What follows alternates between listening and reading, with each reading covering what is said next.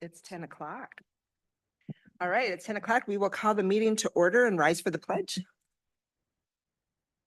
Allegiance to the flag of the United States of America and to the republic for which it stands, one nation, under God, indivisible, with liberty and justice for all.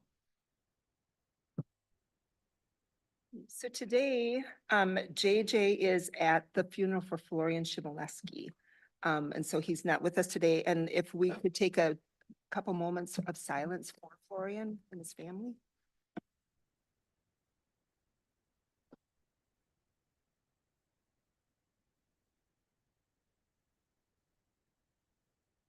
Thank you. He was a good representative for Pine County. Yeah. So we are going to start with public to talk today. You can flip a coin to see who gets to go first, I guess.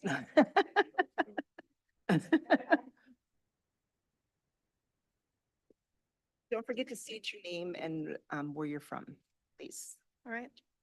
My name is Denise Weiss, Graston, Minnesota. I'm here asking the Pine County Board to consider an 18-month temporary moratorium for the industrial cultivation of adult cannabis and its processing effective immediately. Why is this so critically important? The former hydroponic Martin's Greenhouses located in Pine County listed for sale with the Turpin Realty Group is under a pending contract. During the Royalton Township meeting on April 30th, it was stated that the LLC group intending to occupy the property will be applying for a marijuana license, most likely under the Social Equity Division. This means licensings could go out as early as July 1st prior to the Minnesota legislation's ruling, which is not set until 2025. This was also confirmed by our Senator Jason Rarick. Greenhouses have a canopy size of roughly 33,000 square feet. The canopy size is important because some licenses include dispensaries. Models are saying 1 to 2 plants per square foot. This is thousands of plants in a continuous production. Our fear is that the social equity lottery license holders will be allowed to start up, run with no final ruling from the Minnesota legislation and potentially be grandfathered in. What will the value of this bring to the community? What will it devalue a community? What will it cost our community? These greenhouses are located less than 1,000 feet from residential homes, less than 1,000 feet from 2 roads where children stand for the school buses and live, affecting many residents. According to the EAP, the smells are especially strong during flowering and during the processing. For those who are sensitive, it may experience headaches, irritation, lungs, throat, nausea. The offensive odors may be smelled miles away in prevailing winds. Many have said they cannot open their windows to this large-scale production. Please remember the OCM has an agenda to promote marijuana, not necessarily what is the best interest of a community. This is up to our board to review. Protected citizens of the county. It's still federally illegal. The USDA has not approved any marijuana for agricultural growing. It offers no food source, retail value to human or animal. The federal government has it listed as a Schedule I drug. This means the monies from the operation is cash only and cannot be federally deposited. Fox News nationally recently had a segment on the law enforcement issues that are occurring within at least 5 states decriminalizing this. That would be video 63, 48, 21, 67, 57, 112. It was pretty eye-opening. Moratorium would allow the county time to review any rules set forth by the Minnesota legislation in 2025, review how this will affect the general welfare of its citizens and circumstances under which land structures may be used. Without passing a temporary moratorium, I feel we run the risk of licensing going out under no rules, no county input, no citizen input. These decisions will have general effects on hundreds of residents. Thanks. Thank you. Thank you. You did well. Is Jack, are you ready? If you could state your name and where you're from, please. Absolutely. My name is Jack Frechette, and my wife and I have a small heritage breed hog farm about 7 miles north of here in Mission Creek Township. I'm also the vice president of the Pine County Farmers Union, and it is in that capacity as an advocate for local farmers that I speak today. At a recent public comment period, a request was made for a moratorium on businesses in the cannabis production industry within the county. I just had the pleasure to speak with the individual who had voiced the requests, and there was no question that her concerns are real and must be addressed. She's also a very nice person. I also empathize with the sentiment that in times when it feels like much is changing quickly, it feels reasonable to take a pause and prevent change that may cause more harm than good. This is all reasonable. However, I, speaking for our union, am very concerned that there are unseen harms to such a moratorium that outweigh the benefits potentially offered by slow pacing. As a small meat producer, I understand intimately the David and Goliath struggle that my farm is in to compete with monopoly pork producers. People want to support a local farm, but it's difficult when they can get the product vastly cheaper at a chain grocery store. Even if the quality is inferior, price too often has to win the day. It wouldn't be overly dramatic to say that the monopolies have, for now, won when it comes to pork and chicken production in Minnesota. The same mistake does not have to be made with cannabis. As we speak, massive out-of-state companies are making attempts to get a piece of the new Minnesota market, and it is only thanks to a structured licensing program through the state that prioritizes Minnesotans that they have been barred. By impeding the creation and development of local cannabis farms, we only serve to further the interests of large companies, and at a time when we have the power to truly put the farmer back at the center of an industry in a way that has been robbed of so many other agricultural producers. Cannabis is here to stay in Minnesota, so let's make its economic impact an asset for small farmers and our rural communities more broadly. Thank you. Thank you. Thank you. Thanks, Jack. Is there anybody else who would like to speak at public forum? Seeing none. Thank you for coming, both of you. Can we have somebody, we need to adopt the agenda. Are there any additions or corrections? Madam Chair, members of the board, just a couple of minor corrections. On letter E, the minutes from the road tour meeting, if those could be updated to reflect that Chair Lundgren adjourned the meeting.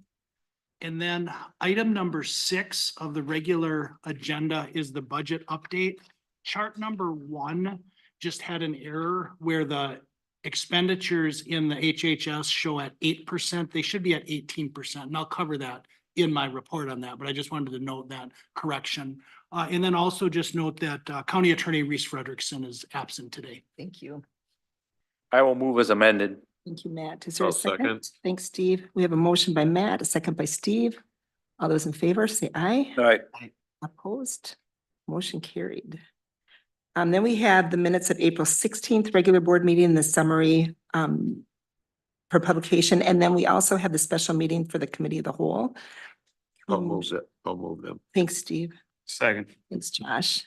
So we have a motion by Steve, a second by Josh. All those in favor? Aye. Aye. Opposed? Motion carried. Minutes of boards, committees, and correspondence. So we have the minutes from the HRA EDA. We have the minutes from the surveyor's report and the zoning board minutes for information.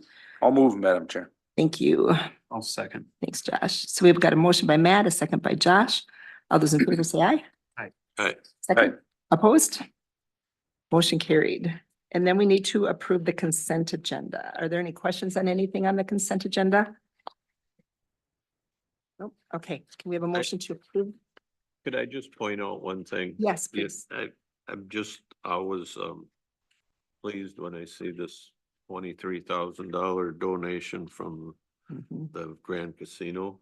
And I know we spend time there, but I think we need to note that every time it shows up. That is a good one. So did we have a motion and a second for the consent? agenda? With that, I'll move. Thank you. Steve made a motion. Do we have a second? I'll second. Thanks, Matt. We have a motion by Steve, second by Matt. All those in favor say aye. Aye. Opposed? Motion carried. Regular agenda, Transportation Committee. Yes, we met after the last meeting. Mark and JJ and I are on the committee. David was there taking notes. You can see in the minutes, JJ did bring up an item about some parking of a truck and the law enforcement. Jeff was there, Mark was there.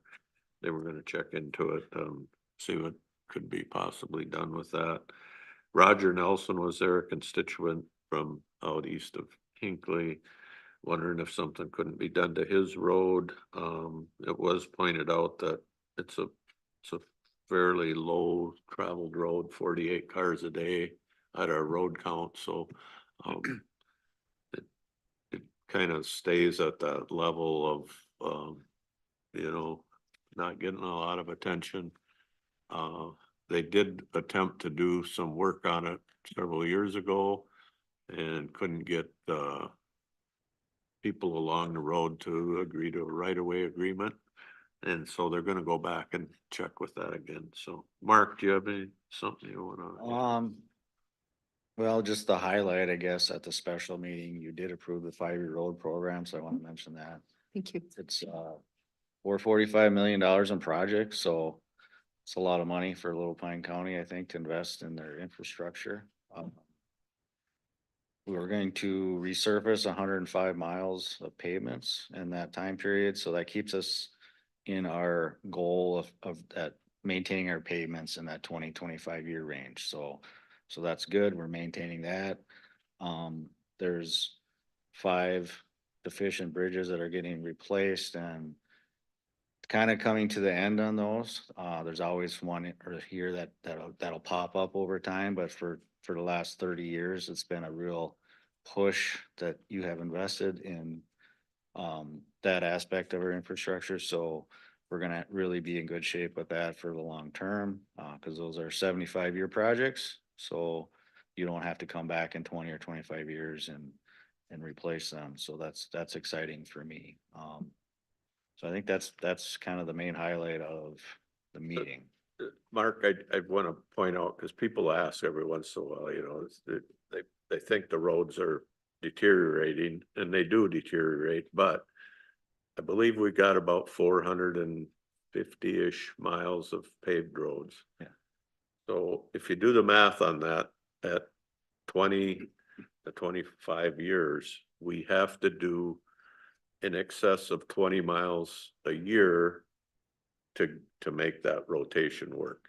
And when we're on the schedule to do that. 21, I think, 105.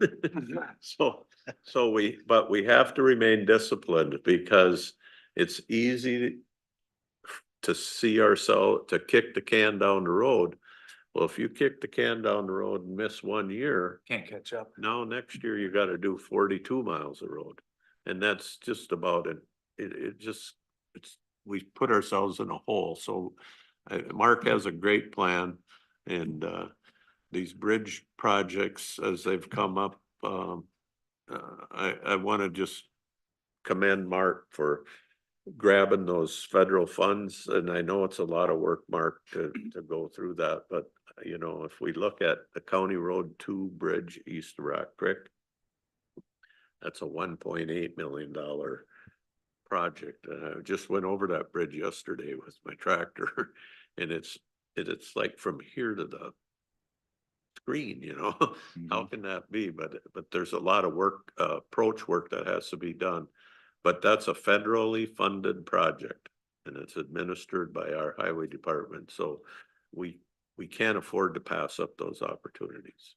So thanks. Yep. And I just wanted to highlight our paved, so when this program is done, our entire paved system will be 10 ton. And so you won't be any postings if you're driving on a paved road in Pine County.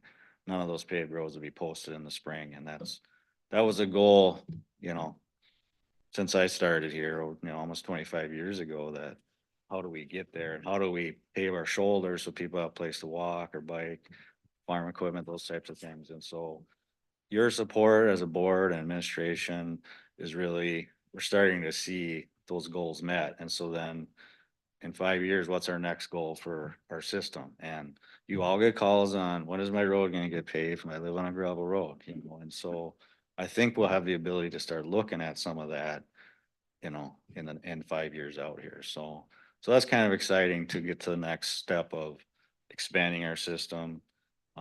We have a couple trails in the program. Most of that's funded with federal and state dollars. So that's another highlight that we're able to draw that money in, and it's not really affecting our road program. So I think that was all I had for that.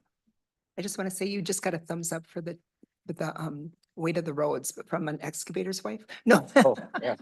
She's pretty excited. Well, Yeah, and restrictions just, is a good thing. every spring, someone wants to put in a well or a sewer and they're just waiting around, or, agricultural deals, so you don't, I mean, not everybody has the privilege of living on a paved road. So there is that aspect of it, but still, it gets you closer to residences and things, makes it a little easier, so. Madam Chair? Uh-huh. I just wondered, do you want to talk at all about the 123 turn back? Oh, yeah. So at the meeting we talked about, so Trunk Highway 123 is up in Sandstone. I believe it goes out of town. And then it goes north and connects up with Trunk Highway 23 near Asco. And so we've been approached about taking that as a turn back. We've had some give and take. And they're proposing to give us a payment of $5.3 million. So a little bit more than I asked for, so I'm not gonna let them know that, but apparently I love it wanna when give it's us some Kate more McCoy. money, so I'm not gonna turn it down. And that's progressed, and so we said we're not taking the bridge. And so they'll keep the part in town that they have, and they'll keep the Kettle River Bridge, which is a very big bridge. It takes a lot of maintenance inspection. And so everything from within the city limits will maintain with the MinDOT. And so, we're left with about 6.5 miles of new road that we would have. And so what we talked about is we'd like to buy another tandem truck. We will be getting annual state aid increases, and so we're gonna add another staff member, a maintenance worker, so that we can kind of redo our plow route so that everybody gets a little bit less. We'll be able to be a little bit more efficient. So the whole county's gonna see some benefit out of that. And then take that 5 million that's left, invest that, and hopefully Kelly will give us the interest. I haven't negotiated that with her yet.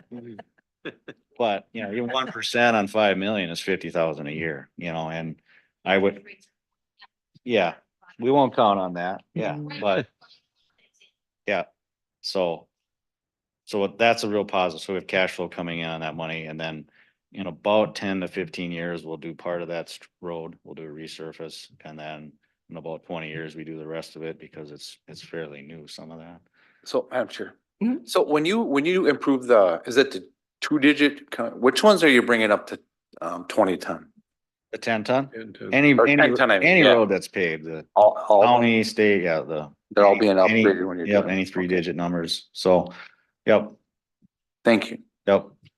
So I think it's a positive, and then what we asked for is essentially 2 resurfacings of those roads. And so we're looking, some of that money will be there for Long time. 40 years. Mhm. So, and that, we set that, we got cash flow, helps with the county's cash flow, helps with the highway department's cash flow, so I think it's a really good deal for us. And so you'll see probably an agreement or a resolution coming up here within the next month or so, so. Thank you. I want to say thank you. The other day did I email you or call you and said that, I had a complaint on a road, or they were kind of concerned about it. And within that day, they were out there looking at it, and I was able to call the guy back the next day to tell him that you were there. And I think that just speaks volumes as to who our employees are and what they're willing to do. Oh, absolutely. And I just want to thank you. I don't think it's every county that can say that.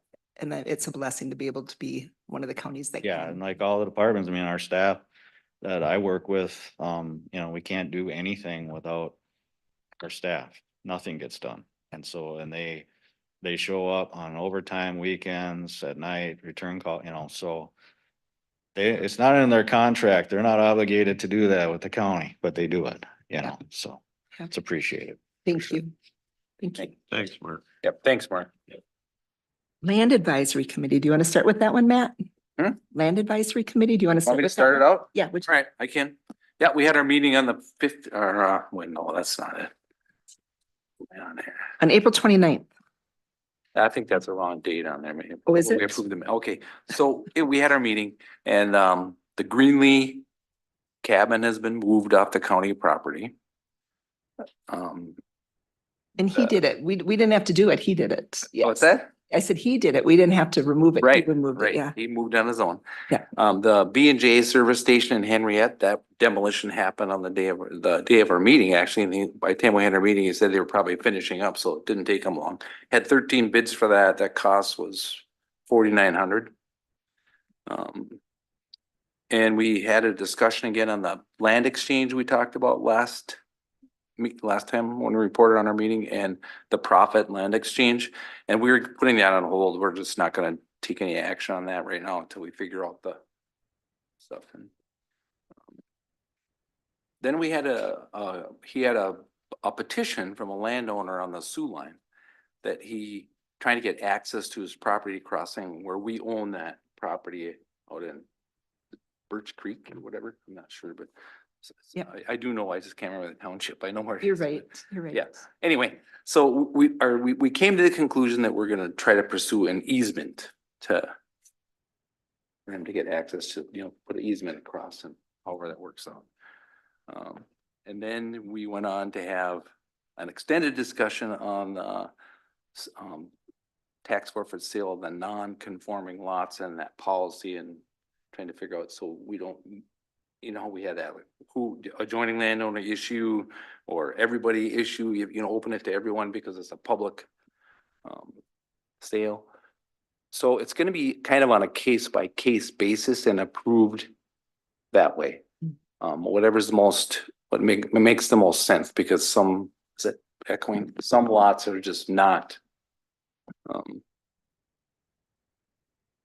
They'll never be anything. You can't do anything with them, so it's just easy to have them attach and become part of a parcel that's right there. So that's all I can remember. We also did, we talked about strategic planning and where we're at with that. Yeah.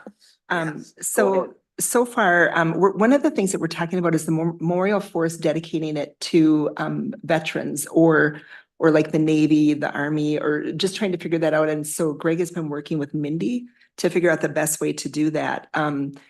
We just think that would give praise to the people that deserve it, and the memorial that goes with that. So we're still going to be working on that, but that's part of the strategic planning. And then signage, Jen is going to be working with Greg to get the signage outlay. She does a really nice job, so it's going to be good to see how those turn out. And, just talking about how we're going to do the signage, we're going to have signage along the roads so that people know that that is Memorial Forest that they're driving by. But then at the accesses, we'll have a little bit more information at those so that they can see that. Greg and Joe have completed 6 camping sites and parking areas in Fleming Township at some of our land, and it was well used last year. The only complaint that he had is that people said they're not sure if they're going to come back because they're not seeing the deer because of the wolf population. But they all appreciated it and it has been used, so that was a good thing. And then on Crooked Lake in Wilma Township, they're putting in a parking area and a canoe access or kayak access. Matt knows that area well. I think you spent a lot of time out there. Yeah. And then cooperating with the Minnesota Deers Association, we're going to be doing a parking area on some of our property in New Dozy. And then they're looking at a tentative 3-acre clover pollinating planting in Munch Township on the land. You guys went through that big case with that to be able to get access back to our forfeited land a while ago. And so they're looking at doing a 3-acre plot out there for wildlife. Cool. And then we're going to be updating the land website once we find out what's going on with websites. So that's yet to come. And then the Memorial Forest Management Plan. I can't remember how much he said. Do you guys remember how much he said it would cost if we hired somebody to do it? Was it like 50? Okay, I was thinking I had 50 in my head, so it's a good thing I asked. So 20 to 30,000 to do that, but Greg has been able to get some of the plans from other counties. And so he's just going to go through those and figure it out for Pine County. And so he'll be working on that within the next 1 to 2 years to get us Memorial Forest Management Plan. But we do need today we have 2 issues that we need to approve today. And one of them is the sale of tax forfeited non-conforming lots policy, the one that Matt had been talking about. Can we do these together or should they be separate? You could do them separate because the one is a resolution. Okay. So can we have a motion to approve? I will move that, Madam Chair. Thank you, Matt. Can we have a second? I'll second it. Thanks, Steve. We have a first by Matt, second by Steve. All those in favor say aye. Aye. Opposed? Motion carried. And then the second one is to continue the set aside from the land and timber sale proceeds. we have 20% for park and recreations for both the land and the timber sales. And that one, we'll be using some of that to do the Memorial Forest updates or upgrades and getting the campsites in and that type of stuff. And then, we talked about Overstar Trail too. We need to have money set aside for that. And then we have a 5% for blight cleanup from the land sales only, which is what we used, cleaning up the gas station in Henriette as one of them. And then 5% for timber development from both the lands and the timber sale. I'll move that, Madam Chair. Thanks, Matt. I'll second. Thanks, Josh. So we got a first by Matt, a second by Josh. All those in favor, or are there any questions on it? I got one. Should be asking that, shouldn't I? Is this a change? No, Nope. Okay, no, that's, sounds good. but it's the most that we can take for any of them. Okay. So. I found my notes again. Terry, did you cover the campsites that were done too? Yeah. Okay. Yep. I was searching when you were talking, so No. I lost my Thank you. notes for a minute there. Thank you. Any other questions on that? All those in favor say aye. Aye. Opposed? Motion carried. Jeff, do you want to do the donations? This is exciting too. So Madam Chair, members of the board, I did ask this be put on the, excuse me, regular agenda so I could more publicly thank the people that were behind the donation. So it is a donation of 38 sets of hard plate body armor. That's level 4 rated, which is up to a 30 caliber armor piercing round. So the donation was headed up by some people over in Burnett County. Mitch Coyer and Mike Jenke were behind it. Squirrels Unlimited was the group that it was funded through. They're a nonprofit organization over there, kind of maybe sort of like Ducks Unlimited. Sort of. And then the businesses behind it were Mike and Mitch's, and it's Hummer's Rendezvous, Coyland Creek, Hunting Preserve over there, and then the Sirens Lions Club that were the promoters of it. And I didn't know it was coming at all. They called us and asked us how many sets we needed, and I went over there and picked up more than we needed. So really want to publicly thank them for that donation and the safety and the thought that it is for our county over here. So. I like that they don't have a squirrel in it, but they have a dog. Yeah. That's good. If you wanna, I brought a sample if you wanna play with it at all, but other than that, I would ask that you accept the donation and acknowledge them. So I just have to ask, do you just put them in the front of your shirt? There or- be, we'll have to buy carriers yet. They're designed to carry this. It's not something we're gonna wear all the time, but we'll be able to take on and off quickly if we need it, or if there's a situation that is a little more high risk going into it. So SWAT team wear these on their vests when they're on call outs, but now every deputy will have a set in their squad to be able to put on. So, That's wonderful. yeah. Are there any questions or comments on this? Is it an action item? It is. I'll move that. Thanks, Matt. Second. Thanks, Josh. Motion by Matt, second by Josh to accept the donation of the armor. That is an incredible, a $13,000 gift of armor for our police officers is amazing. Absolutely. So tell them we said thank you too, please. Will do. No more questions? All those in favor say aye. Aye. Opposed? Motion carried. Thank you, Thank Jeff. you. And then Rod, are you gonna do the next one? Aye. Oh, what did you want to say? Nope, nothing. I was jumping ahead. Oh, So Madam Chair, members of the board, I'm Rod Williamson, the jail administrator for the Sheriff's Office. On May 5th, 1984, President Ronald Reagan signed into order Corrections Officer Week Proclamation 5187, recognizing the hard work and complex demands of the corrections officer. So I'm here today to present a request to officially recognize corrections officers of Pine County during National Corrections Officer Week. It's right, we take time out for our special recognition, as corrections officers are oftentimes the unheard and the unseen, but very necessary part of law enforcement. Most people are unaware of what is involved in housing inmates in our county jail and the responsibilities that are placed on our corrections officers. The jail is a complex and ever-changing facility with our main focus on 24/7 safety and security. Corrections officers are also responsible for providing inmates with a multitude of other services such as medical, mental health support, crisis intervention assistance, an assortment of self-help programming courses, and a variety of custodial services, just to name a few. Our officers are highly trained professionals performing their duties in sometimes unfriendly environments, working with individuals who are oftentimes at their lowest. Just in the last few years, we've experienced significant changes to our operation, placing even more responsibilities on the corrections officer. With the rise of mental illness in our communities, we're finding an increased number of individuals in crisis landing in our jails, requiring enhanced skills and abilities of our officers to properly care and manage for that population. I'm very proud of the expert work our corrections officers provide each and every day, and sincerely appreciate and thank them for all they do for the sheriff's office and the citizens of Pine County. So before you today, I present a request to recognize the corrections officers of Pine County during National Corrections Officer Week, this first full week of May, by adopting Resolution 2024-23. Any questions or anything? Any questions or comments for Rod? I'll move that. Thank you, Steve. I'll second that. Thank you. Thanks, Matt. Thank Thanks, you. Rod. We got a first by Steve, a second by Matt, right? Yep. Didn't write it down fast enough. Are there any other questions? All those in favor say aye. All right. Opposed? Motion carried. Thank you. And then we have the project 35 north of Hinckley. Steve, did you want to talk about that? Yep, I saw this presentation, MnDOT put it together for work they're doing in Pine County, and I thought it was really well done.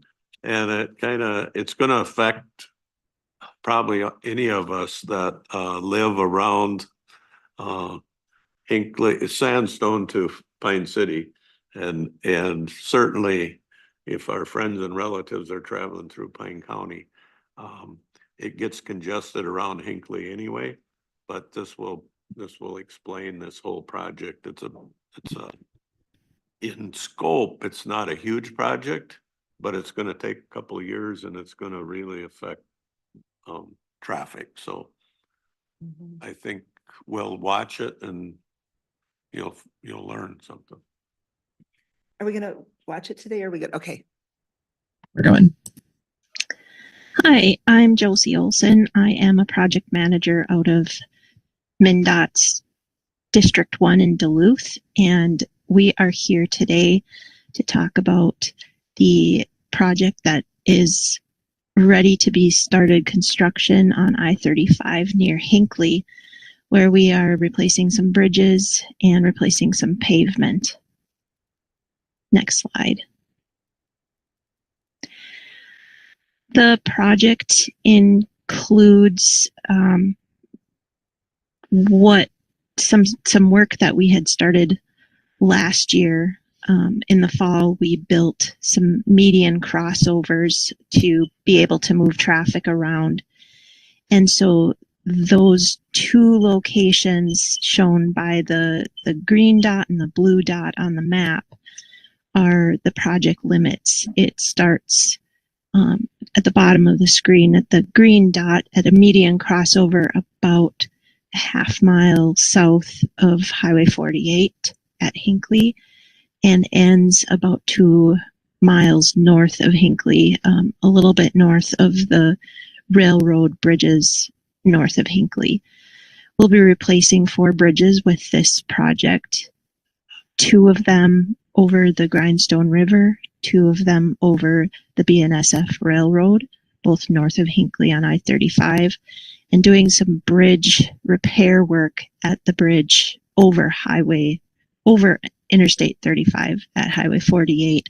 All the work at Highway 48 will occur underneath the bridge, and Highway 48 traffic will not be impacted at all by this project. In between those bridges, we will be replacing concrete pavement, and this work will occur over 2 years. Next slide. Why is this project being done?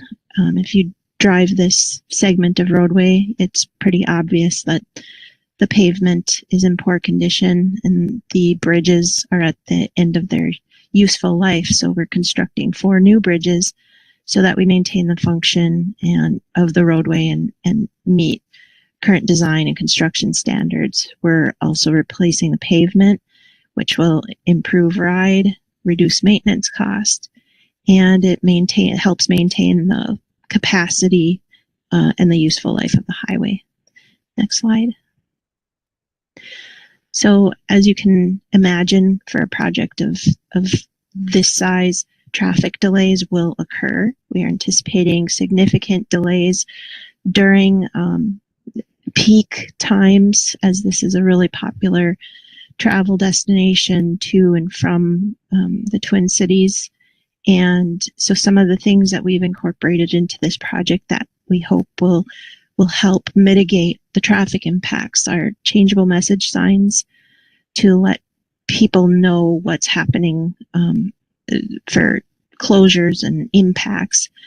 We'll encourage doing the zipper merge. We'll have intelligent signage that tells you when there's a backup and encourages stopping when the lights are flashing so that you're aware of backups in front of you. And we'll be getting information out on our website on with press releases, and there's also an email list that you can join on our website that will push information to you as soon as the website is updated. There will be some need for short-term closures of the ramps at Highway 48. The ramps are included in the project, repaving the ramps, and so those short-term closures will occur, and we will be detouring ramp traffic over to Highway 61. And Andy will get into the details on that in the next few slides. Hello, everyone. I'm Andy Dostal. I'll be the construction project supervisor. The way that we're going to build this project is through basically using 3 different stages. The link at the top of the page, that is the project website, and it'll have updates throughout the entire 2 years, and all the pictures and maps that I'm going to show from here on out in the presentation are also included on that website. If you can't remember that website or you don't get a chance to write it down, if you Google MnDOT I-35 Hinckley Bridges, it'll be one of the first links that show up. So next slide. For stage 1, this is just a map of the entire project area. We are doing work outside this project area to try to mitigate traffic congestion. But this is just on the project. So the first stage, you can see that it's going to start in May and it should end sometime in early August of 2024. We do have ramp closures for the northbound on and off ramps. Those are required to be completed in 15 working days once the contractor shuts them down. And I will go over the detours for them. And during this stage, both the northbound Grindstone River and the northbound BNSF railroad bridges will be removed and be rebuilt. Next slide. So sometime in early August, once the northbound Grindstone River bridge is complete, we'll also have the northbound ramps and the south end of the project complete, and we will switch traffic on the south end. So the red is the closed side and the blue is showing where traffic will be. So there will be a crossover in the middle of the project while we continue to finish the northbound railroad bridge. And this work's going to take place between August and October. I don't have any ramp closure dates, but the southbound on and off ramp both also have a 15-day working day time limit. And the detours will be in effect for those ramp closures as well. Next slide. The final stage of the project will be just completing the work on the southbound BNSF bridge. And again, the red shows where the work zone is. So it'll only be the north portion of the project and only on southbound. So traffic will have a short head-to-head on the northbound side. well, from May through September to complete that bridge, but the length of it is very short. Next slide. Yep. So this is just a refresher of the approximate timeframes.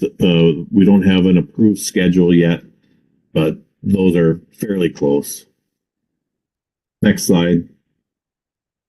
Now, we are doing a lot of things to try to address the congestion that we know we will see on I-35, especially on Fridays, Sundays, and holiday weekends.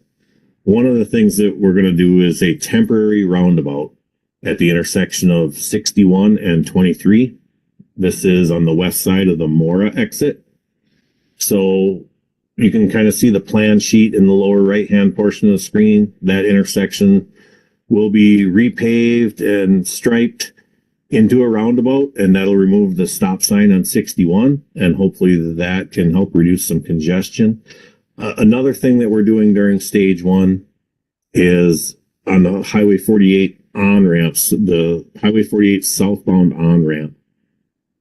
We added extra pavement last fall during that crossover project, and while traffic is on the southbound head-to-head from that on-ramp heading south for the length of the project, we're going to use that extra pavement as a second southbound lane.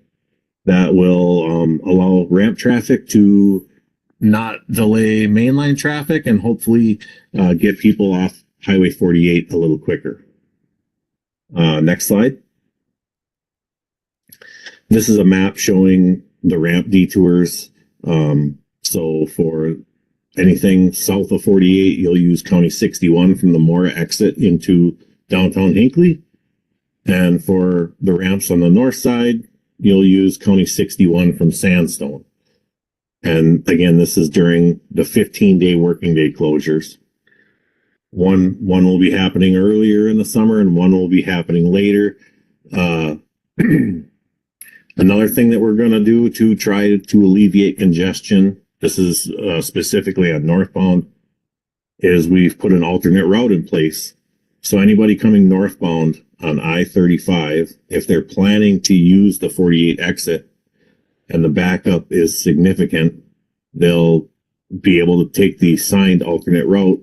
They can take the Baroon exit and use County 14 and County 15 to access Highway 48.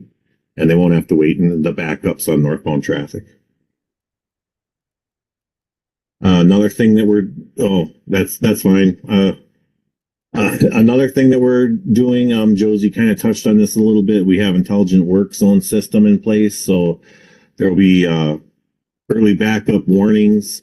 And during stage one on the northbound on-ramp, we will be using ramp metering. So there will be a flashing signal light that allows one car at a time to use the ramp to merge onto I-35. And that is to try to keep the mainline northbound traffic flowing without merging traffic. Next slide.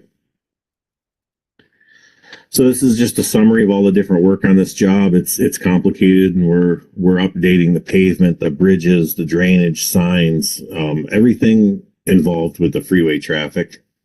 And this is just a picture of some similar work types. Next slide.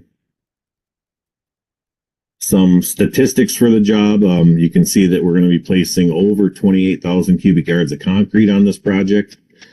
We'll be installing more than 13,000 tons of blacktop. We'll put in almost 23,000 feet of new traffic barrier. That's both guardrail and cable median barrier. We'll be installing 60,000 feet of rumble strips and 5,000 feet, almost 1 mile of bridge beams. Next slide. So all that work, the awarded contract is $27.85 billion. Then I broke up that total, and you can see that 17 million of it is for the grading and paving portion. About 300,000 for the repair of the 48 bridge, 2.3 million for both northbound and southbound Grindstone River bridges. Those are single span bridges. And then $8 million for both the railroad bridges. And those are 3-span bridges, both of them. as part of the contract, we also have incentives and bonuses. So on certain stages, the contractor could earn up to a maximum of $280,000 if they finish early. But I will say that the schedule on this project is very tight, and it's going to be difficult to do that. There's also incentives in the contract for good performance, for smooth riding concrete or high quality materials so that the road lasts longer. The contract has been awarded to Michael's Road and Stone, and they are from Brownsville, Wisconsin. And with that being said, there's my contact info. I'll be involved in the project from start to finish. And my email address and my phone number are there. That's my cell phone. And you can call me anytime if there's problems, and we'll try to correct them as soon as possible while taking into consideration all the other aspects of the project. Thank you. Thanks. I think this is the third time I've seen this but I find it interesting because we talk about our 5-year plan here at the county and how important it is to have 5 and 10-year plans and continuous funding, because you can't put together that's a pretty small section of 35, and it's a $27 million project. You can't put something like that together just by saying, oh, maybe next year we should do this. I mean, anyway, thanks for listening. Well, I get to do a roundabout on a regular basis now, I guess. Yeah. I'm trying to figure out how Josh is gonna come from his house and get to Napa. Yeah, he might just Gonna want to go around and backward around with a it, yeah. couple of times. Uh, Gonna have Do you- to invest in a helicopter. Right. Do you want to add anything about County Roads 14 and 15? Is there anything that you want to add as for this project? Well, we did make that improvement on 15, so the state gave us some money to do that, so that was a positive. I think they're used to traffic on the peak times out there with the casino traffic, so. But there'll be it's a 2-week situation. I know there were some concerns in Hinckley at the intersection of the east-west and north-south 61 there. But temporary changes at intersections can be kind of dangerous. I think what they're proposing, that roundabout at 23 and 61, is that type of intersection. You're coming in, you're kind of coming to a curve down at the end there. So people are slowing down, or they're getting on the free or getting on the free. So there's a little bit slower condition there. But we will be maybe looking at a roundabout or two at some point. If you guys are interested in roundabouts, I guess this can kind of be a test case and see how it goes at that intersection. If More investment up front, but in the long run, you don't have the signals and things to maintain. But you need a lot of right of way. If it works, Mark, or they just make it permanent? My experience with MnDOT, if it works, no, they'll. I mean, to me, that would have been more logical, but they have their standards and they probably need more right of way, is my guess, is why it isn't permanent. It's not gonna be the normal lane widths and things for the semis and things to be. But I think that would be a good option at that intersection I when do you too. look at it. It's And you tough think to- about the traffic motions there. Yeah. So, but Thanks. yep. We'll let you know how that works out, right, Josh? Thanks for having that brought up today, Steve. I Yeah. appreciate that. We are on our budget report for the first quarter. All right, and I won't read anything negative into Commissioner Hallen's leaving as I get up to speed. But I have to editorialize on the roundabout. So in Deerwood, where Highway 6 goes into 210 several years ago, they put a temporary roundabout because of some construction and detours. And it flowed so much better with a temporary roundabout than it did with a permanent stop sign. Did they It's my- keep it? No, No. no, heavens, There you go, Mark. just like Mark said. I thought it worked out. It was easier the trafficability was easier. But anyways, so this is the first quarter budget update. It's early in the year. It's a good time to just do a quick check-in. There's no concerns that I or the department heads have. This is chart number 1. This is the one that I did that correction for. So if you see HHS, that red line, that is at 6% in your packet, but it should be at 18%. But it's not a bad number. And so at this point, everything is looking good overall at our major funds. Mark, as you can see, highway got some cash early in the year, but they have peaks and valleys based on the timing of when the state money and the federal money flows in. Chart number 2, this just looks at the general fund departments that get a lot of revenue. This is where Kelly always likes to show off because she does all those transfers early in the year. And so it looks really good that they're at like 98%, but for the most part, those are internal transfers. They're not external revenues. The other lines pretty much represent external revenues, and they're all looking, where they should at this point in the year. Planning and zoning looks high. There's some grant money and some pass-through funds for the One Watershed, One plans that run through there that make that look pretty healthy at this point. These are the general fund departments, looking just at expenditures, and every year IT and recorder at this point look like they're high because they do not have a straight line spending over the year. They pay upfront on the annual contracts. And so Budget reserves.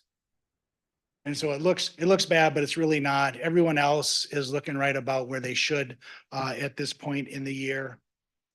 Chart 4, this just looks a little bit deeper at health and human services in their major areas: income maintenance, social services, public health, and then overall. And then I have a note on the sales tax in the packet. We know from the highway update that the sales tax is looking pretty good at this point. It should end sooner than 2035 if current trends hold, but it's really driven by the total amount of money. So it's not like faster collections increases the amount of tax, it just shortens the duration. But it does give a lot of flexibility as to the timing of projects. You can pretty much continue to do the projects as Mark has them scheduled. And then the ARPA spending, we have to assign all of the funds by the end of this year. We have done that. As part of our early 2025 budget process, we'll want to look at our ARPA spending very closely, and any money that it doesn't look like we will have spent by the end of 2026, we will want to consider reallocating.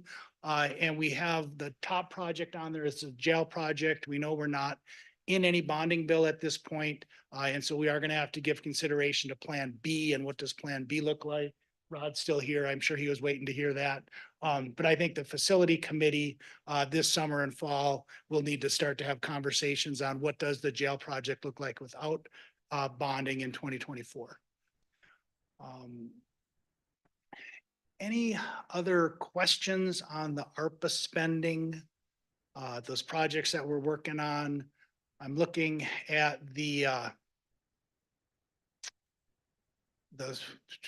we have some money in there for software upgrades. I think the technology committee can talk about that. Also might be a source of funding for IT 2025 budget spending if we need to close budget gaps. And I need to look at my paper because I can't read that chart that far away. The $47,000 for that line number 7, we have that in the hopper for that state deed grant for childcare that Leslie has talked about. So if that grant comes through, that money will be spent on that. The broadband money, it only shows we've spent $14,000. We know we recently approved $143,000 for East Central. So should their round 10 border to border grant come through, that'll take $143,000 out of that number. And then they are working on a plan to come back for the other $143,000. We probably will still have a little money in there that is unspent for the initial designation with Starwire, as their project did not get approved. And so that's another thing as we're looking forward over the summer, and fall, we'll have conversation on potentially reallocating those funds. Any thoughts or comments or questions on the ARPA money? On the jail project, Dave? So if we have, do we have to have it committed to a plan then by the end of 2024? Committed to a How can we purpose. assign it? Yeah, assigned to a purpose. So it could be as broad as jail improvements. It doesn't have to be so specific as Okay, particular. yeah, we might not have that by then, okay. Hopefully we. All right, thank you. Thank you. Oh, are you okay? That boot gets in the way. All right, so we can go on to commissioner updates. So we have East Central Regional Library audit. Okay. Oh, go ahead. Yes. Madam Chair, can I just, I'm confused here because there's in my packet, when I printed it off, there was but it's from the April meeting, the Obastar Trail 70. Did we pass that in April? LUP? Yeah. Yes. I- Madam Chair, we approved a limited use permit for the Overstar Trail segment that goes across Trunk Highway 70 to the Rock Creek. City I was Center. just confused if this was something else we had to do, or if we did it and it was showing up as a, Didn't see it in my packet. maybe. Yes, please. Maybe I hit the wrong button and got last, Yes, state meeting. yeah. Yeah, so get approved at the last. Oh, that's what I thought, but I didn't want to have it missed. You know, I get that. I have so many papers at my house that it's like, what do I need to grab? Yeah. I must have grabbed the wrong. I get that. Okay, so East Central Regional Library Audit Survey. I met with the auditors that did East Central and, you know, their basic questions are, do you have any concerns? Do you think that there's anything going on? But it was kind of fun because on a different group that we're having on, we have some issues with an audit. And so to be able to say, okay, I want to know how you do your audit to make sure that it's thorough. And then to compare it with what I know from Pine County when they do their audit here. So I don't think the auditor knew what they were running into when he called, but it was interesting to talk to them. Discover East Central Minnesota, your point of opportunity. Did anybody go to that? No. Okay. ICWA check-in, that was, it was the county's check-in to see where we're at with the ICWA. And what they really wanted us to do was to write a letter. They wanted all of us as individuals to write letters that were on the ICWA Legislative Committee to support what was going on. But there were some key issues that we weren't really supporting. The guardian ad litems actually said no to some things, so they got taken out. The Association of the County's Attorneys, they had some questions on how it was going to work out, and I'm sure Human Services did too. So what they ended up doing was throwing that in with the Human Services big packet. So it's just going to get approved with part of that, but they had to take out those issues that other people had, which was a good thing, and they'll work on that next year. Where are we at with, what's the term they use, where the tribe is gonna? Initiative, Huh? initiative. Initiative, yeah. Um, Are they gonna become initiative? You know, we just got an email from them gosh, was that like last week? Stating that the state is saying that they're just not ready. That's what I thought I saw something fly in Yeah. an email or Sure. something. Yeah. There was a note in the Friday update. That's what it was. Just Yeah. communicating the state's information that they got from the band, that the Mille Lacs Band is not on track or planning to be an initiative tribe by January 1st, 2025. And I don't know any more on that. So that's gonna affect our budgeting, Mhm. kind of. Yeah, in essence, it means no change for us. We're gonna be status quo. yeah, Going forward, yeah. what I got. Yeah. But I can say that Becky just went over there, gosh, 2 weeks ago, I want to say, and did some training with their staff on how to use the SSIS system and to get stuff in. So we got this after that. Becky, do you have anything more to add on that? Have you heard any more? Are they still willing to continue moving forward? I haven't heard any more. So I got that update from the Minnesota Department of Human Services. Earlier, we had, I had gone to the Mille Lacs Band Family Services Department, provided SSIS training. They did some training and modules before I provided training. So just taught them how to navigate basic things in SSIS on tribal jurisdiction cases. And I have been asked to come back and do a mini training again for those who weren't there that day. So I do plan on doing that in the near future. That's positive. Thank you. Yeah. NACO Telecommunication and Technology, and what they spent a whole bunch of time actually talking about was how we need to be prepared with our ARPA funds. And it's just really refreshing to be able to sit there and smile and say, yep, we got that. They did talk about the legacy of the 911 going to the Generation X 911. They talked about the DOC, the final rule on website accessibility, and there was a seminar that was done through them yesterday that Ryan attended. So we will hear someday as to how that works, but that is helpful too, because there's going to be some new regulations coming through the federal government on our websites. And then just to have our IT department on top of that is a good thing. Arrowhead Counties Association. I did not make it. Okay. I'm having a conflict the last 3. I always try to make them, but sometimes I just can't. Yeah, well, we appreciate all the ones that you do make. Pine County Education Leadership, that was Steve and Josh and I went to. One of you guys want to go with that? I thought the presentation, they were all good, Mhm. but the one that the lady from SCRED did Yes. was really spot on, and I think they touch all of the schools in the county, and to know how our county people tie into their system and all the school system was, we're all joined at the hip, and we're all in this together, and I think we all understand that we need to help each other to, and I think we are. I think I'm very encouraged by that. Where are we with the SRO? Jeff reported, I mean, what indications that I have read, what Jeff is hearing from his association is that that'll be fixed and they will be back in. We did make reference that you guys referencing to the school districts that you'll be paying for that next year. Are they there now? The officers are quite present there, but they are not So they're still in the building? They're there a lot.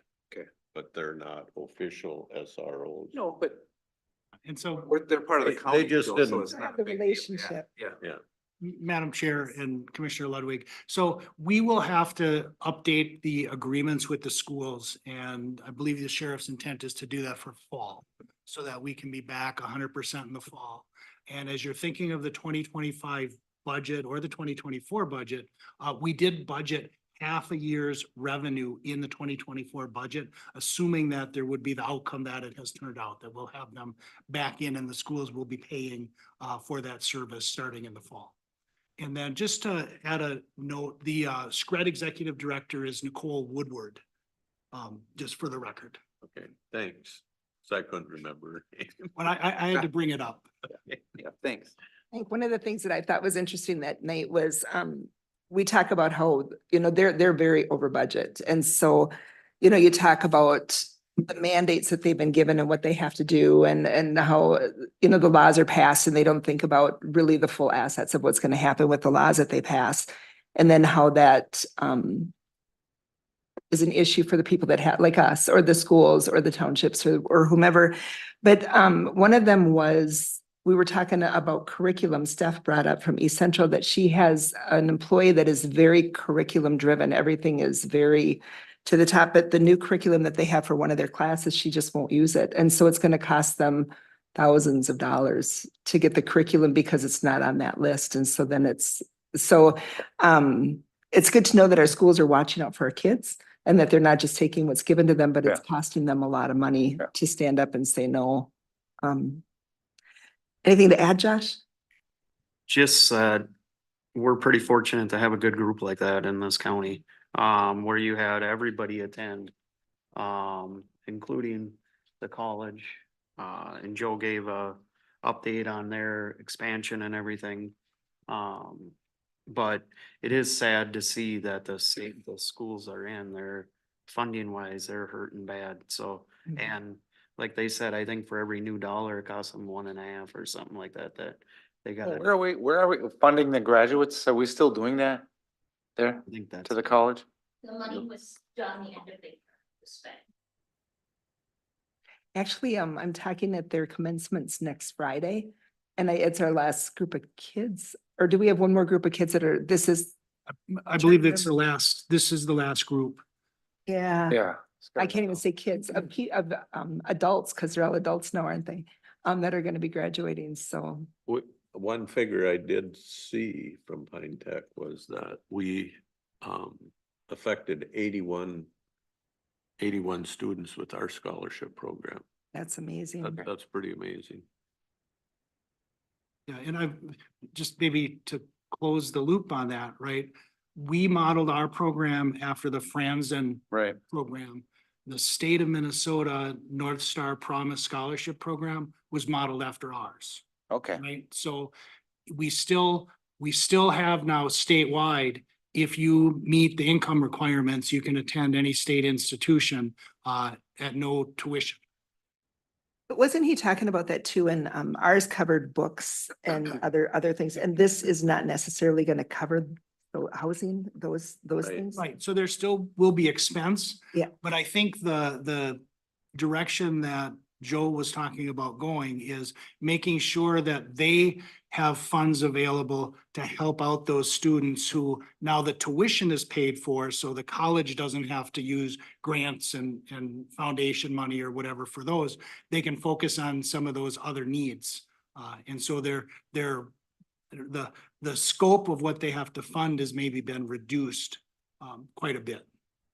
There is one quirk that has come up in that system, the way I understand it. The state, even though they modeled it after what we were doing, they didn't get it all completely right. So our system and Dennis Franzen's system says that after all other grants are used, then we'll come in and be the last payer. The state one doesn't say that. So that the people that donate to a scholarship for a kid to go to Pine Tech, the state says you got to spend that first, and then we'll fund the remainder. So it's kind of a reverse thing.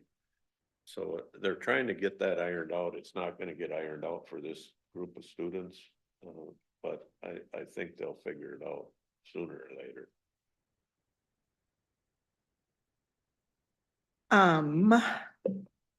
AMC Board of Directors, Oh, wait, oh, go ahead. the school county government day. Yep, that's what we were just talking about. Oh, Oh, no, I crossed it off on air. That was you. Sorry. I was here for that. So I remember David and I did a fabulous job. And I think no students had hit the table when we were talking. But when Adrienne Weimer, I don't know if you know her, when she came in and talked about her job as working with child protection, she had an immediate connection to that group of kids. And David and I talked to two groups and had probably one question from a faculty member. Adrienne spent the entire time answering questions, and they were really good questions. They were spot on questions, because I think they could relate, for one thing, to Adrienne, because she's not terribly much older than the kids. She'd probably beg to differ with you, but I think all of those students understood what she was talking about. And they probably all can relate to somebody that they know has been touched by child protection. And I found it very interesting, and she did a fabulous job, and I think, you know, she's one of our worker bees, and she's in the trenches, and she just does wonderful work. And I think sometimes we've got all these employees and we forget how marvelous they are. I mean, they really are. I just marvel at that. Thank you. Now we'll go to NACO, or the AMC Director Board. One of the things that they applied for, gosh, quite a bit ago, like last year sometime, was the McKnight grant, which we found out that we have been awarded. And so what it's going to do is it's going to run for 2 years. And then they can help us they won't do our grant writing, but they can help us know when grants are available. They can help us with questions that we have. And so we'll have a new staff member that's going to be there more for grants through this grant that we got from Ignite. And that grant was for $450,000 for 2 years. So it was a nice chunk of change. We talked a lot about the legislature issues that are coming up, but you ask questions and then it changes the next day because the legislature is just changing so incredibly fast. They have a lot of classes that are coming up. So, you know, and they're just asking if people do that. They had one that was on May 2nd, so last week, for elections. And they said that it was just loaded, that everybody was signing up for it. So that was really good. The one thing that they did say is that their staff is really getting beat up. You know, it used to be that you could go in there and have conversations with people, and they're not able to go in and have conversations anymore with our representatives. They're being kicked and beat up and treated not very kindly. So when you see them, please thank them for what they've done, because they've done a lot of work on our behalf.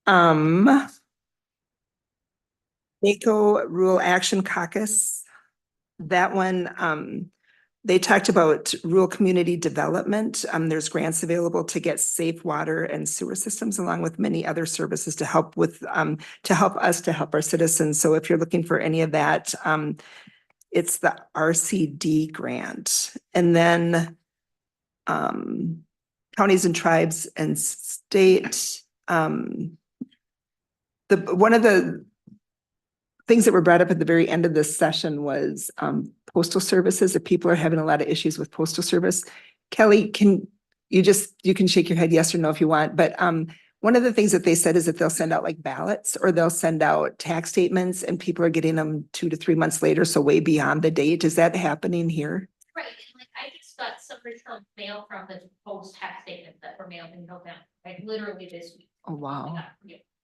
So they are asking if we can keep track of those. And then Senator or Angie Craig, Congressman Angie Craig, is actually working on this issue because it's all over the board. So if you can keep track of those whenever you see them, and just let us know, we can get that to who it needs to go to. Snake River Partnership, one plan, we're getting there. We're getting there. If any of you knew Kurt Beckstrom, he did pass away. He had cancer, and he's going to be really missed. He was the chair of the board and has just been there forever, I believe. And so, Lower St. Croix watershed. Lower St. Croix, we approved a new work plan for the year and some modifications to the proposed plan. They got a big project going on in one of the smaller watershed districts, but you know, the cost to do a project in the metro, I call it the metro area, versus doing one on a farm, it's like astronomically more expensive. So we have to remember that. We hired a new educator, and it was the first day that she started the job. She came to the meeting, so that's always exciting and scary probably for her. We did talk, and adopted, the open meeting law because we fall, we are an entity that falls under the open meeting law, and there were some, probably not, is legal the right word? Uses of technology to attend the meetings where, people, called in at the last minute or didn't leave their cameras on and those kinds of things. So we did pass a resolution that, we will follow the law, Right. which I don't know. It kind of struck me as almost funny that we have to pass a resolution that we're going to follow the law, but we kind of were just reiterating that we're not above the law. Right. We have to Need to follow. do our Sure. part.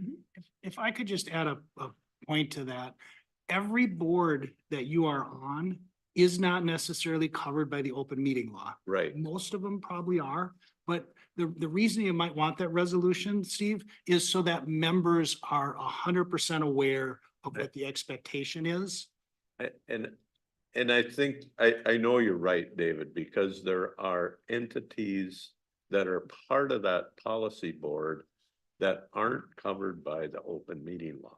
So I think it's more for their benefit than the county commissioners that sit on that board. And my request of you, right, because you are probably as expert or more expert on the open meeting law than some of those other folks who aren't, from county boards. If you have questions or if you have a concern, don't be afraid to ask, because, I know that our county attorney is really good with understanding where the open meeting law applies and where it doesn't, and there's a lot of nuance to it. I think a lot of times we get in these meetings and you're so into the meeting that you don't really think about the open meeting law because everybody else should be thinking about it, not me, right? Yeah. So David's caught us a couple times when we've been in meetings just saying, oh, you can't do that here. And it's, yeah, I mean, I think we have to keep it in our minds. think We have to. The number one thing is to know for sure if the entity, you're representing the county at an entity, is that an entity covered under the open meeting? And I sit on a couple of them that clearly are not covered by the open meeting law, although we kind of follow that same trend, but anyway. Thank you. East Central Regional Development Commission, that is JJ, correct? Mhm. Negotiations for IBEW. Yeah, we met and we were productive again. We moved. So, but we're still in negotiations. We have another date, right? Yeah, we have another meeting coming up on the 29th, and there's still discussions going on, but Okay. we're getting down. Good. NLX, we met with Mille Lacs Band before we went in there, and so Sheena and I walked in about 5 to 10 minutes late. And they did not have a quorum until we got there, so they just made it when we walked in the door. But basically, there's going to be a meeting coming up with MnDOT at Mora on the 9th, so next week, from 11 to 12, and they're going to be talking about where they're at with the NLX plan. One of the questions that was asked by, oh gosh, I think it was Karen from the East Central Regional Development Commission was, if you had all the money that you needed to put in the NLX today, how long would it take to get it put in? And they said that it would take approximately 5 years, depending on what they can get for equipment. So it's, I think this is one of those seven generational projects that they talk about with Mille Lacs Corporate Ventures. It's not going to be a tomorrow thing, which is good because then they can plan it and get it done right. So Is BNS on board yet? I don't know. See, that's a thing. It is, it's their tracks. Yeah. Yeah. And then I thought they to have, declared they were, but I thought I read someplace that they said they were on board. But maybe I'm mistaken. I don't know. I don't. When it's gonna be upgrading their tracks, because they're saying that they're gonna be going 90 miles per hour, maybe a little bit higher in some places. So yeah, for them to get their tracks fixed to do that too is gonna be a big one. Mille Lacs Band. Steve, what do you? I wrote in my notes, because I misread that. Oh. About the meeting of the missing and murdered Indigenous indigenous people. Relatives, yeah. And This would be the meeting with Sheena. yeah, Okay, but I really want to talk about the other one. well, we'll talk about that one too. Okay. Yeah. I'm trying to recall the That- highlights from that meeting. Madam Chair, I think one of the outcomes was that it confirmed Melanie Benjamin was going to attend next week's special meeting to be recognized and sort of conclude her service. Yeah. She's been such an asset for the counties to be able to work with the tribe and to move forward on a lot of issues that it's gonna be sad to see her go. Yep. So that is coming up. Really, what all did we talked about legislature, but there really isn't anything legislature wise to talk about because it's still moving and it changes every moment. We did talk about, I'm taking a resolution to Florida, for the NACO conference to see if we can get PILT money when the federal government puts our land, our land in the tribe's name into trust. I probably phrased that wrong, but that we would get PILT money for that. I think that, one of the big issues that a lot of counties all over the country are having right now is the tribes are stepping up and saying, hey, that's ours. And they're right. We all know, I look at the housing project in Hinckley, that should be in trust land. We all know that.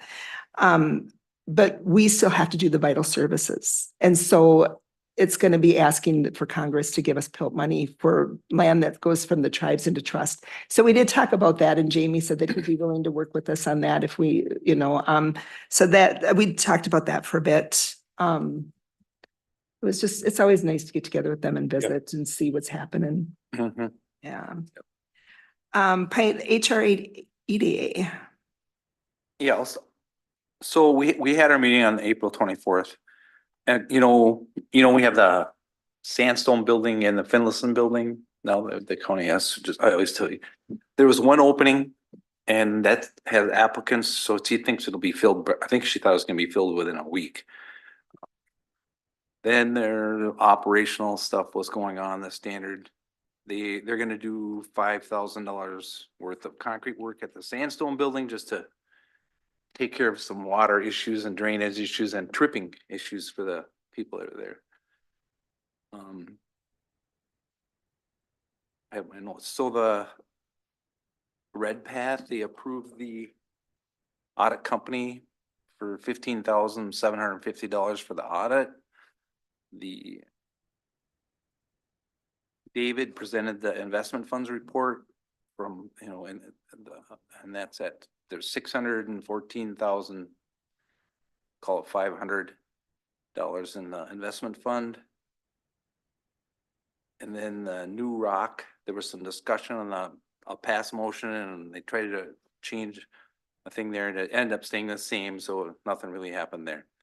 And then Oh, David. I know can I just- David, huh? Can I just add on to that? Because nothing changed, but there was a lot of work that was done. A lot of work. Yeah, I was gonna try to just breeze over, but yeah. In April, well, I want to share this because I think you should be proud of the folks you appointed to the. Yes, yeah, right. So in March, they approved on a 3-1 vote, doing a $75,000 grant and a $75,000 loan from the revolving loan fund to the New Rock development, the old school. And in their April meeting, one of the members wanted to revisit that decision and give consideration to giving no grant and making it all loan. And they had a very thoughtful discussion of that. That motion to do that did fail 2-2. So you can see how divided it was, a 3-1 and a 2 to 2, you know, from month to month. So you can see how divided they were, but it was good conversation. It was. And people, I think, spoke their positions and everyone understood the issue in the position. And then at the end of the day, there was a lot of respect shown. Oh, yeah, zero argument, just great discussion. Nobody was upset. Good. And everybody addressed it really, really well. It's a good board. And then, can I keep going? Oh, yeah, so then Dave presented a resolution for the North Court apartment building. So now, you know, we have the 2 now, we're gonna end up owning another one. So there'll be 3 housing buildings that'll be, so they're gonna do that with an internal loan, with their own dollars. So they'll work that like that. And that building has those 8 federal vouchers for housing that are attached to it. So that'll be a steady stream thing there. And they're gonna do they're doing some walkthroughs and have you know, make sure everything's up to snuff, you know, to make it so they'll be probably doing some repairs and fixing it up and stuff like that.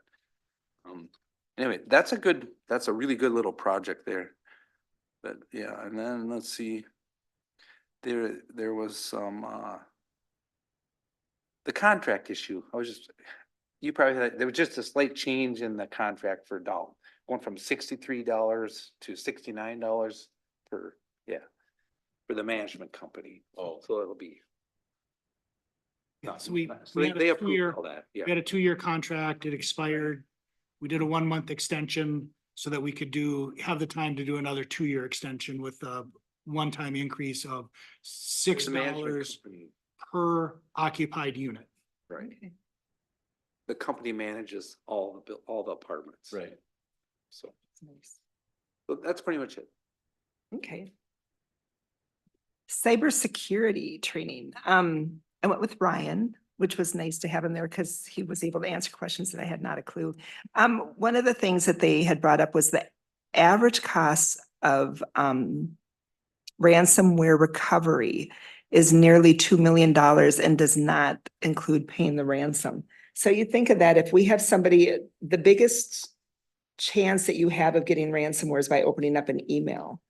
And so if we have an employee that opens up an email and they can get into some of our information that they should not be getting into, it can cost us nearly $2 million. And then we still have to pay to get that stuff back. So it's an expensive thing, which is why it's so important that we continue doing those trainings online. The thing that was good is they would say, you need to do this and this and this. And I look at Ryan and he would give the thumbs up. We do that, you know? And so we do so many things and we're on top of so many things that just a shout out to our IT guys, because they are keeping us safe and they're keeping us financially more stable because it gets to be a big thing. The emails is a really big thing. That is, like I said, the highest way to get for people to steal your information. So we need to make sure that we stay on top of that. And then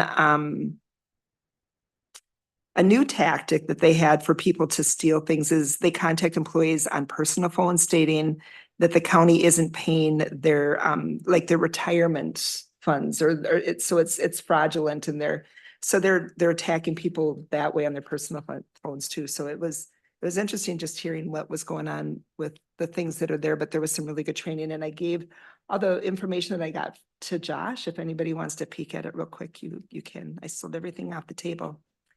State Tribal Partnership Committee meeting. That is, the name's going to get changed because it's not just state and tribal. It includes a lot of people, but this is the committee that the state of Minnesota just got a big federal grant on this. And it's to try to figure out how we can keep our Native American families together and not have kids taken out of home for placement, how we can help make them healthier. So this was actually the second meeting. The first one, they just did a quick Zoom because of the snowstorm. And this was the second meeting. It was held up in Cloquet.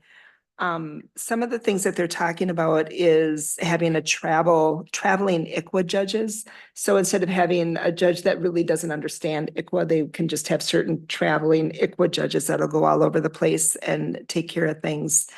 They talked about, has anybody watched the movie Reservation Dogs? I think it's on Walt Disney now, but I got to sit by this gosh, she was just the nicest lady, who is from Oklahoma, and she travels nationwide helping tribal relations and children and youth. And that was actually filmed in her town. And so I need to sit down and watch that. I think it's going to be really good. But she was from Oklahoma. So I mean, there were people all over the place that came to help with this.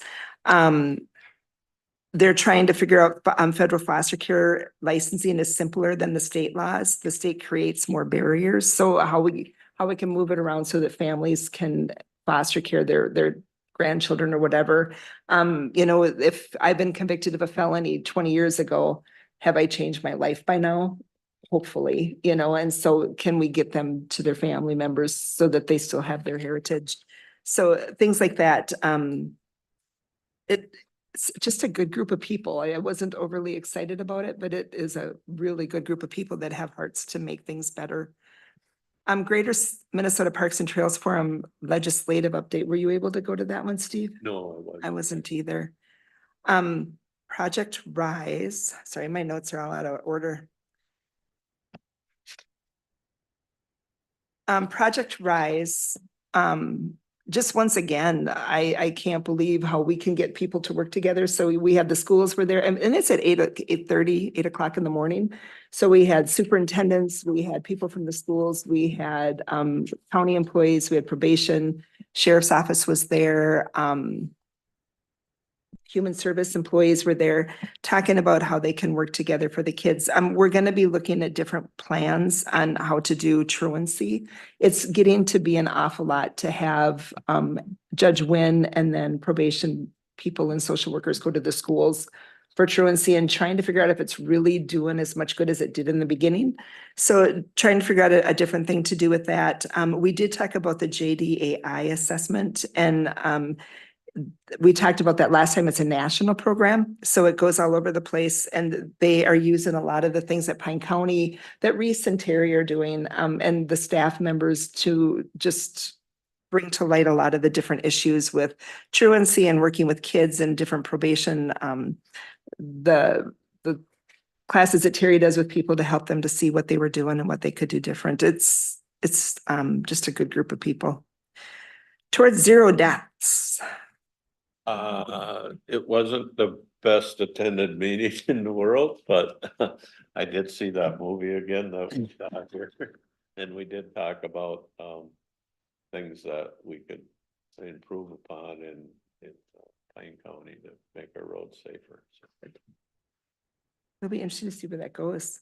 Human Service Leadership Forum, that was at the same time that Pete Stauber was in town with the congressional hearing. And so I went to the congressional hearing instead. And they'll be sending me information because I explained why I couldn't be there.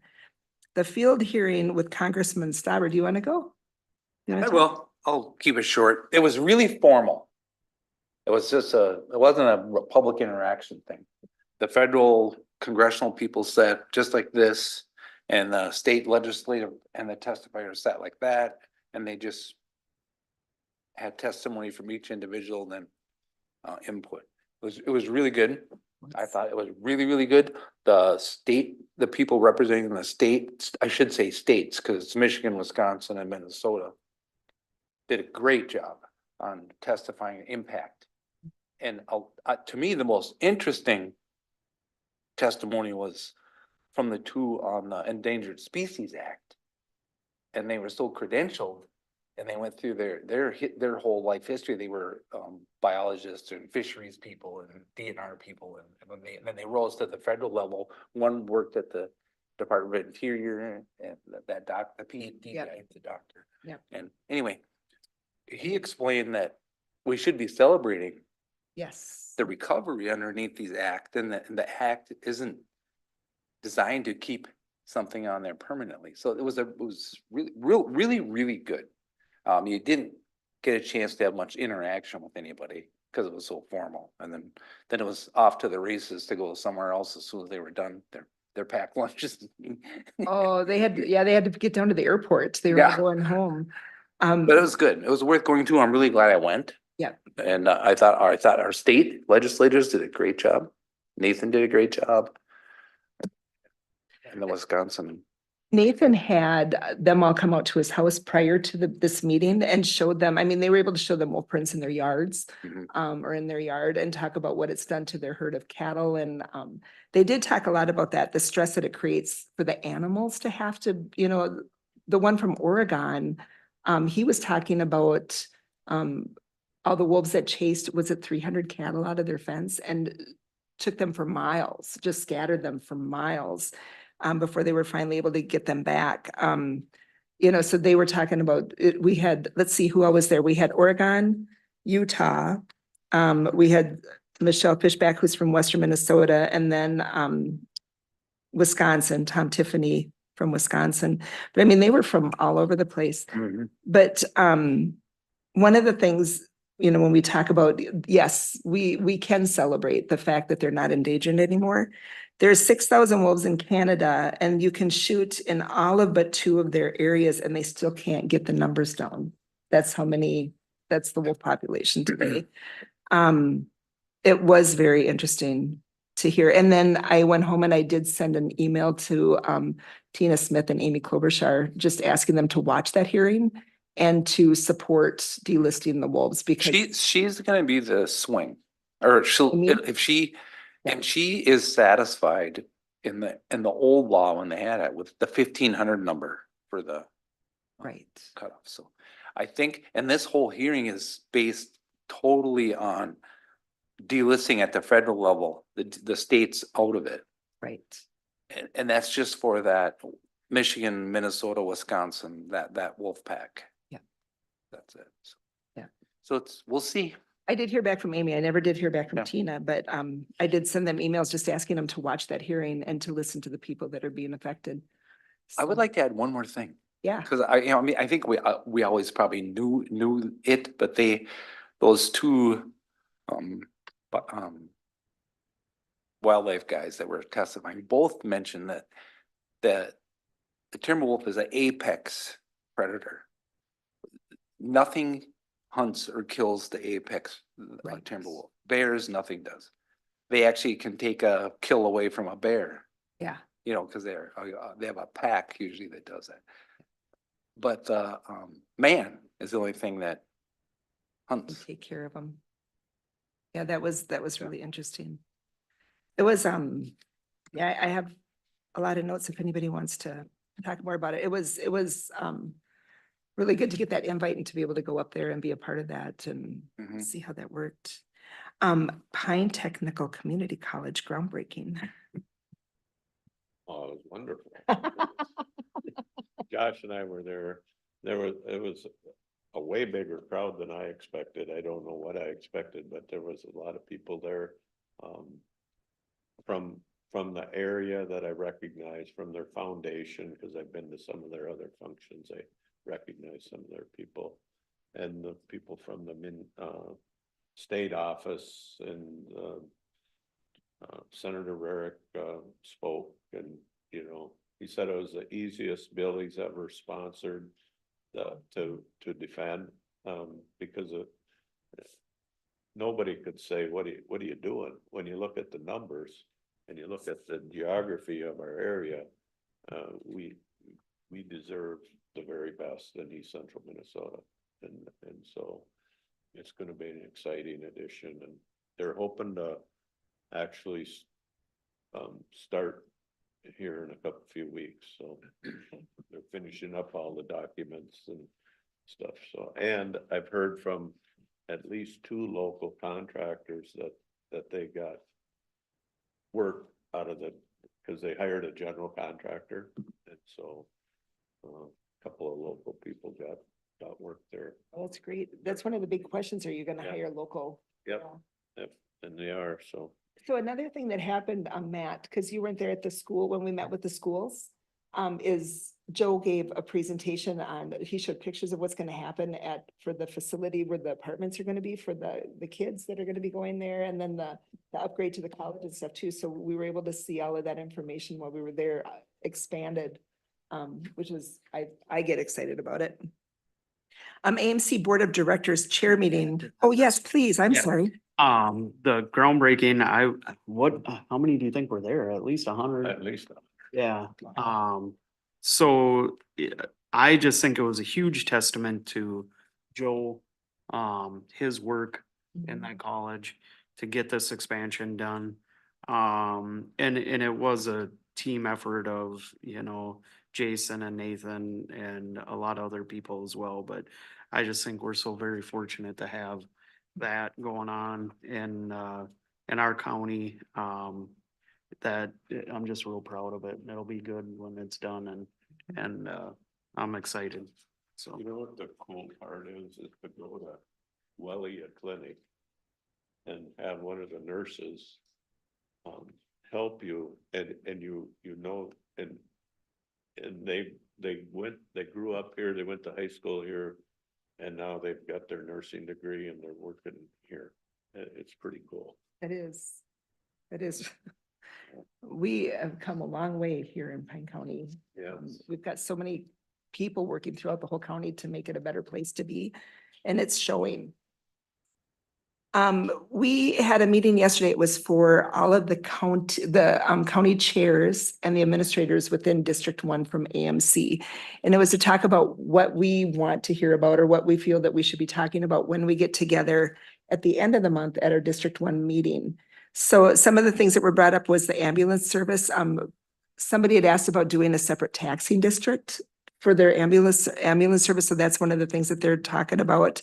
I don't know if they're going to talk about that at that meeting or not, or if they were just going to get them information as to how that would work. We'll be doing the legislative summary for sure, extension services, because there is going to be a bump in the memo of understanding that's going to be coming from extension, and the majority of it is going to be for 4-H.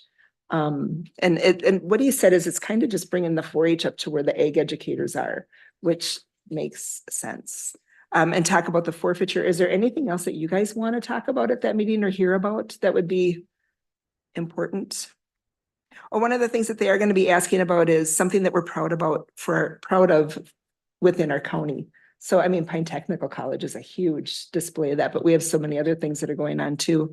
But think about that too. And then cannabis. Okay, anything else you want to talk about? Oh. Or learn about it? Other subjects? No, on that, On the- at the District 1 meeting, is there anything else that is something you want to learn more about? I think the cannabis thing, what are we gonna do? Is there anything we should be doing or should we wait for the state? Madam Chair? Yes. Can I make a couple of comments on that? And I know we've had some public testimony regarding cannabis. And as I understand it, and as the Office of Cannabis Management confirmed within the last 2 weeks, with the provisional licenses, should they be awarded, or not the provisional, the equity, I'm sorry, with the equity licenses, should they be awarded, it only allows for those licensees to do planning work. They cannot touch the plant is the phraseology that they use. So they can't touch the plant. They can start to do their preparation for their business planning, do they have to get zoning approval? Do they need a building that has certain requirements, et cetera? They can work on the planning piece, not the touching piece. And with regard. So nobody, if they get that provisional, whatever, that special drawing or whatever they have, and they get a license, it's a planning grant license, they're not gonna put plants in the ground and start growing. That is my understanding, and I'm caveating this very heavily because there's still almost 2 weeks left of the legislative session, and they can always change the law, right? So the piece that I think was confusing, and Denise Weiss, is that her name, who was here and then at the meeting before? Yeah. And at the one meeting, she was quoting from the newspaper. It was a Star Tribune opinion piece that I think the director or the interim director of the Office of Cannabis Management made what I think could be misleading statements, right? That you get this equity license and then you can start to do business. Under the current law, that is not allowed. So just to add a little clarity to that, on the moratorium, it's my understanding that any moratorium we put into effect expires January 1st, 2025.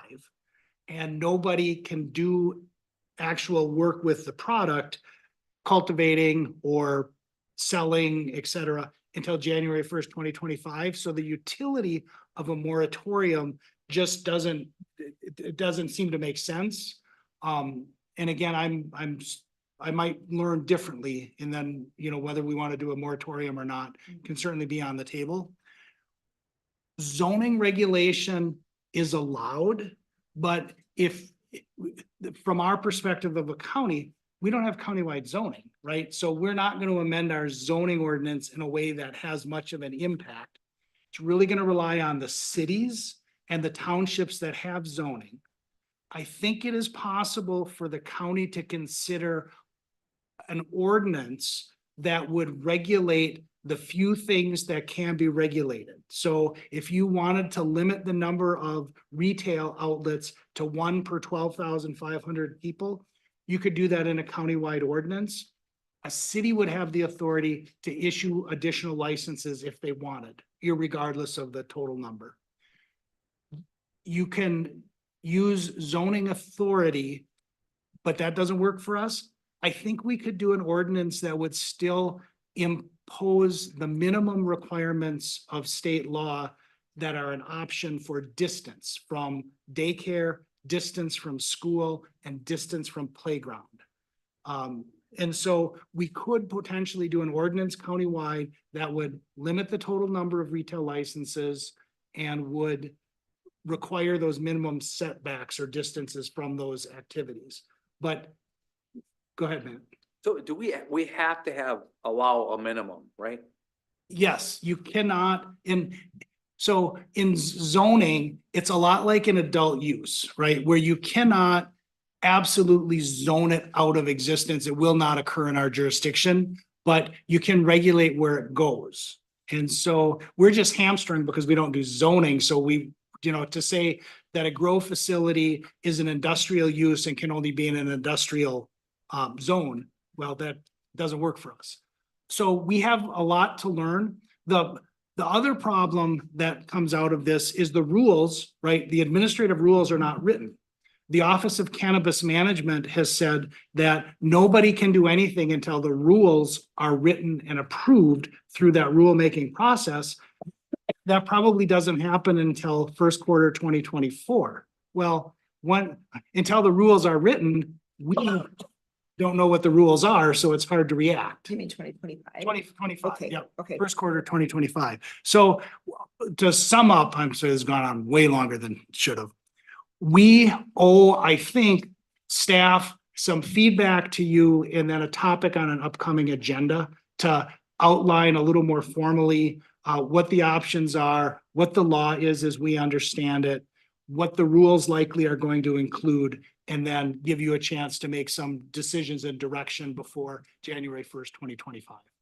I think, you know, because it is going to be a discussion at the District 1 meeting after the legislature's done, and it's going to be from the people that have been in those rooms. I think it'd be a good discussion to have after that meeting when we Yeah. can hear from Yeah. Ryan and Matt and all those guys, what's really happening. Yeah. I agree. Yeah. I agree. Yeah. All right, Steve, you are on others. I'm on others. Here's what I have on others, actually, we went, Terry and Becky and I ended up at a seminar, I guess, activity at the Mille Lacs Band, missing and murdered Indigenous Relatives. relatives. Yeah. Okay. It was really something I wish everybody could see.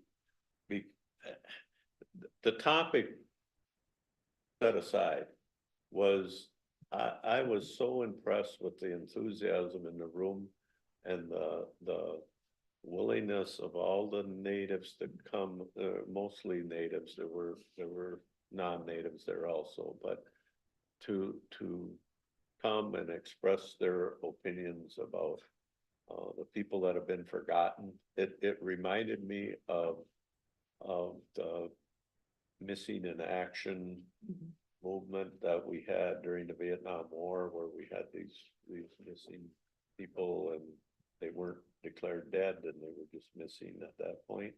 And we have a lot of that happening throughout the Native community. Not so much just, they weren't speaking just for their own people, it was for the whole nation. Right. But the other thing we got was some real face time with Virgil, the new chief, which really is what we wanted to do. And I got a good warm fuzzy out of that. And to see him interacting with the other tribal members there, and I thought it was great. A young lady from the Hinckley school system spoke very, very well spoken. Let's say she's an 8th grader. I think so. Yeah, just, she was really good. Really good, really good. And it was a wonderful day, and I'm so glad Terry encouraged me to go because And Becky was just a surprise.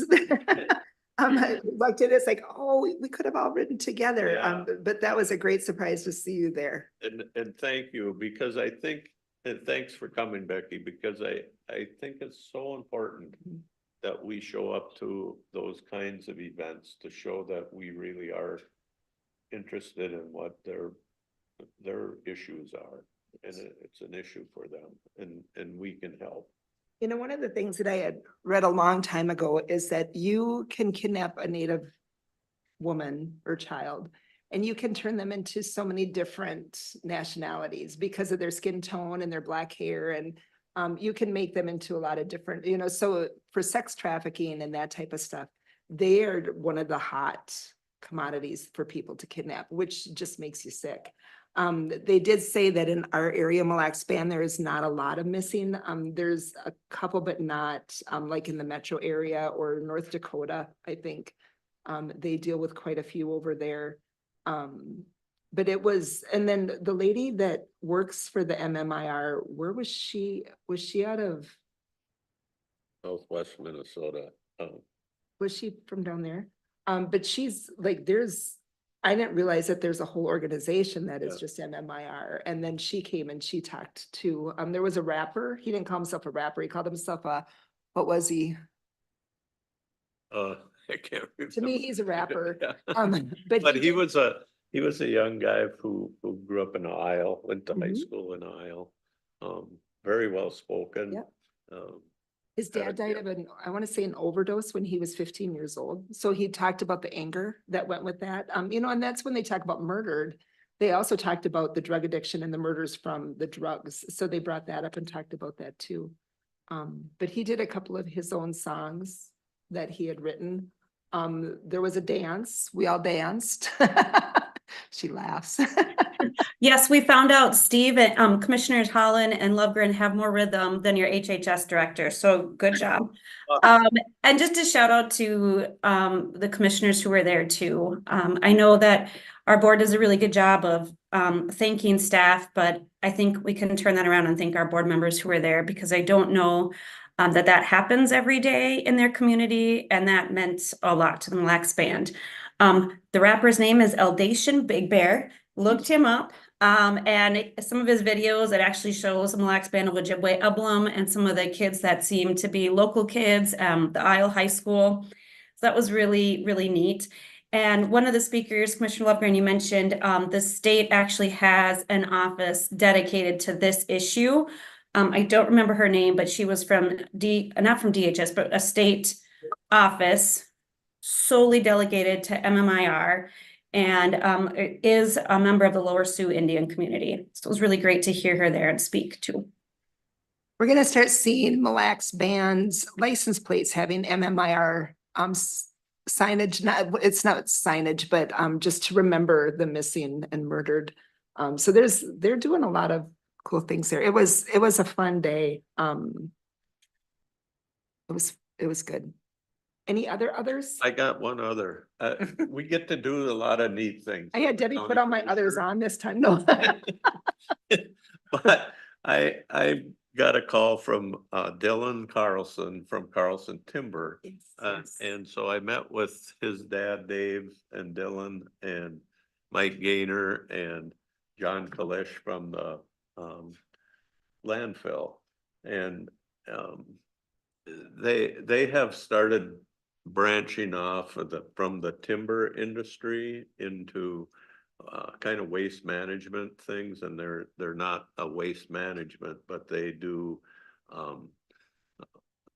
because they're good at grinding stuff up, because they've ground up timber for years. So at Duluth and at that Cloquet site now, they haul the trash away from there. But before they haul it away, they process it some, so they get it really compacted, and they do a lot of sorting. And I think that's something to really pay attention to, and maybe we can work with them. Mike Gaynor was still talking to him when I left, and about maybe getting rid of our brush, and because they're used to that. It's nothing for them to crush up a semi load of branches and trees in a few minutes, and haul it down the road. You get a They- lot more in there when you crush They- it up too, or They grind it did, up. they did say, that their industry has changed a lot. And when they quit burning wood at the power plants in the metro area, they used to burn wood chips. They hauled, I might be misquoting, but I think I'm right, like 120 semi loads a week to those burners. And now it's done. And so now they have people in the cities calling them almost daily, wondering if they can get rid of their wood, because they got for this waste wood, what do you do with it? And they do, one of their businesses is making wood chips for playgrounds, but they just don't grind up used wood.